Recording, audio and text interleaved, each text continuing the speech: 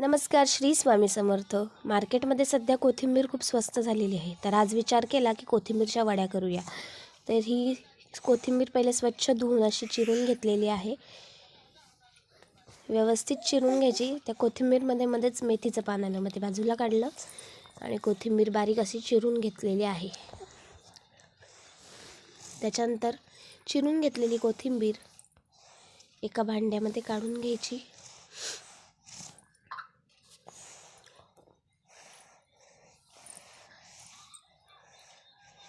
ही बघा, आपण एवढी कोथिंबीर घेतलेली आहे। त्याच्यानंतर लसणीच्या पाकळ्या, कोथिंबीर थोडीशी चिरलेली कोथिंबीर आपण ह्याच्यात घालणार आहोत मिक्सरच्या भांड्यामध्ये। त्याच्यानंतर लसूण, आलं, मिरच्या, तुम्हाला किती तिखट हवं आहे त्यानुसार तुम्ही मिरच्या ॲड करा आणि चवीपुरतं याच्यामध्ये आता आपण थोडंसं मीठ घालून घेणार आहोत।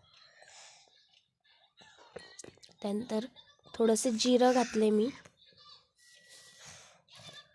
बडीशोप हवी असेल तर तुम्ही बडीशोपसुद्धा घालू शकता। ही आपण पेस्ट करून घेतलेली आहे त्याची। 1 वाटी बेसन घेतलं आहे। तुम्हाला जर वाटलं तर तुम्ही अजून बेसन घेऊ शकता। ते सर्व पहिले ती पेस्ट जी आपण केलेली, आलं लसूण मिरची कोथिंबीर ती सगळी घेतली। त्याच्यानंतर बेसन घालून घेतलं आहे। याच्यात थोडंसं तांदूळाचं पीठसुद्धा ॲड करा, आपल्या वड्या कुरकुरीत होतात।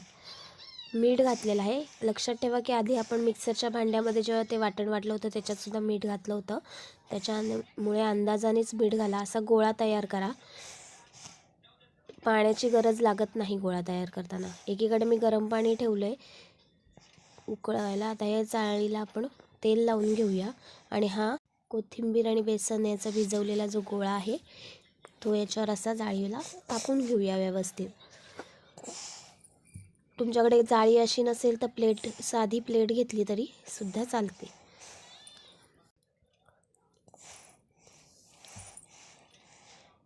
आता याच्यावर थोडेसे, माझ्याकडे पांढरे तीळ होते, मग याच्यावर थोडेसे पांढरे तीळ घालून घेतलेत।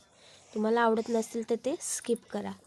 नंतर हे पाणी जे आपण पाण्याला उकळी आली, आता ती एक रिंग ठेवली होती त्याच्यावर आपण जाळी ठेवून घेणार आहोत आणि 2-3 वाफ काढून घेणार आहोत। आता एक शिजलंय की नाही बघण्यासाठी अशी सुरी कोथिंबीरच्या त्या बॅटरमध्ये घालून बघायची। जर सुरीला ते चिकटलं नाही म्हणजे आपल्या कोथिंबीर वड्या तयार झाल्यात।